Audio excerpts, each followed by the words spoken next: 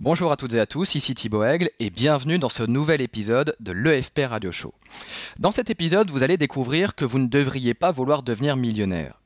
C'est une dure réalité de la psychologie humaine, nous ne désirons jamais autant les choses que nous ne pouvons pas encore avoir. Et dans le cas des finances personnelles, c'est une réalité qui trouve un écho particulièrement favorable. Plus nous avons le sentiment de manquer d'argent, plus nous éprouvons le besoin oppressant d'en avoir. Depuis la fondation de l'école des finances personnelles, je ne compte plus les emails reçus de la part de centaines de personnes qui m'interrogent et me demandent comment faire pour devenir millionnaire. Bien souvent, quand je cherche à creuser leur motivation, je me rends compte que ces personnes ont tout un point commun, elles ont le sentiment de manquer d'argent. Vous remarquerez au passage que je ne dis pas qu'elles manquent effectivement d'argent, mais qu'elles ont le sentiment de manquer d'argent, ce qui est totalement différent.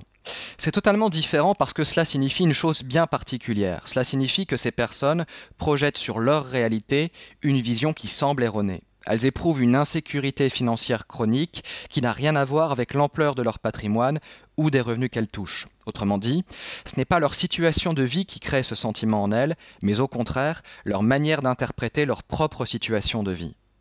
Les raisons peuvent être multiples et sont très souvent liées à leur éducation et aux expériences de vie qu'elles ont eues jusqu'à présent. Si vous avez grandi dans un environnement familial où l'argent manquait parfois, il se peut que vous entreteniez toujours cette croyance dans votre vie d'aujourd'hui, même si cette dernière n'est bien sûr plus adaptée à la situation. Parfois, il arrive malheureusement que vos parents ou l'un des deux éprouvent ce sentiment et qu'ils le transmettent alors involontairement à l'enfant que vous étiez, alors même que le foyer ne manque objectivement pas vraiment d'argent. Quand on y réfléchit bien, dire que l'on veut devenir millionnaire n'a pas de sens. Pourquoi ? Eh bien tout simplement parce que dans ce cas, nous privilégions le résultat au chemin pour y parvenir. Nous fixons notre objectif à l'extérieur de nous et faisons dépendre notre équilibre personnel des conditions extérieures. Et c'est une très mauvaise idée.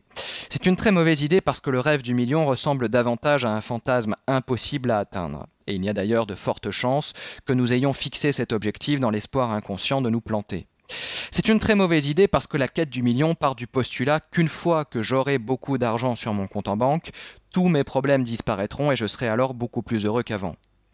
Et que l'argent n'a rien à voir avec votre faculté à apaiser vos tourments intérieurs ou à créer du lien social. C'est une très mauvaise idée parce que l'objectif du million ressemble davantage à une contre-attaque visant à vouloir s'extraire d'une situation présente qui ne nous satisfait pas, et que vous êtes bien plus efficace dans l'atteinte de vos objectifs lorsque vous les formulez positivement et spécifiquement.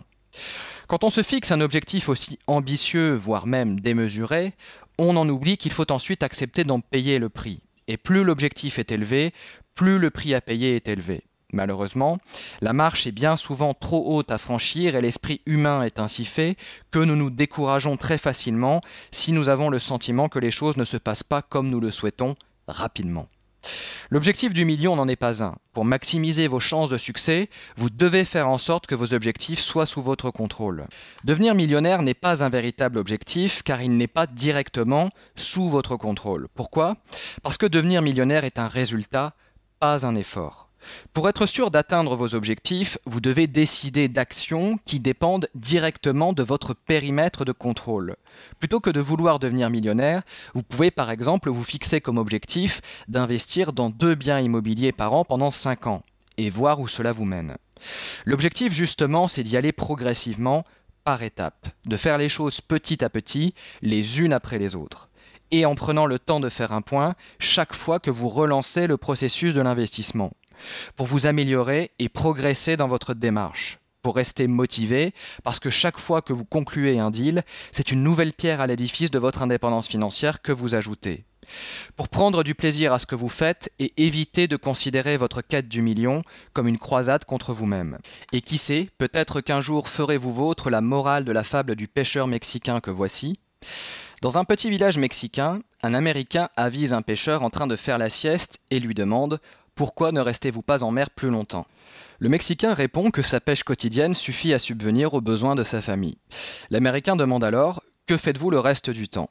« Je fais la grasse matinée, je pêche un peu, je joue avec mes enfants, je fais la sieste avec ma femme, je vais voir mes amis, nous buvons du vin et jouons de la guitare. J'ai une vie bien remplie. » L'Américain l'interrompt. « Suivez mon conseil. Commencez par pêcher plus longtemps.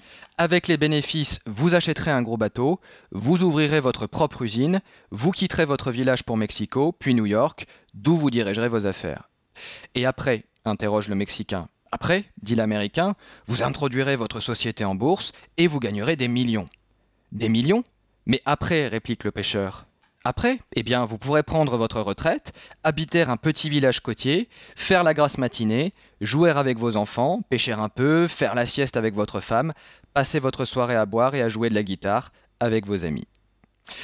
Dans le cadre du séminaire de l'EFP, je consacre 2 modules entiers à la psychologie et à la relation à l'argent. Vous y découvrez notamment les principaux freins qui peuvent vous empêcher de vous sentir libre financièrement et qui n'ont rien à voir avec votre faculté à gagner de l'argent. Les comportements déviants et les pathologies relatives à l'argent, oui, même celles que notre société considère comme normales, et comment en sortir. Les croyances limitantes qui vous emprisonnent et qui ont un impact redoutable sur votre vie financière, et comment en finir une bonne fois pour toutes. Et enfin, la méthode scientifiquement prouvée pour vous aider à fixer vos objectifs de manière efficace, tout en préservant votre équilibre de vie. Alors si vous avez aimé cet épisode de l'EFP Radio Show, eh bien n'hésitez pas à cliquer sur j'aime.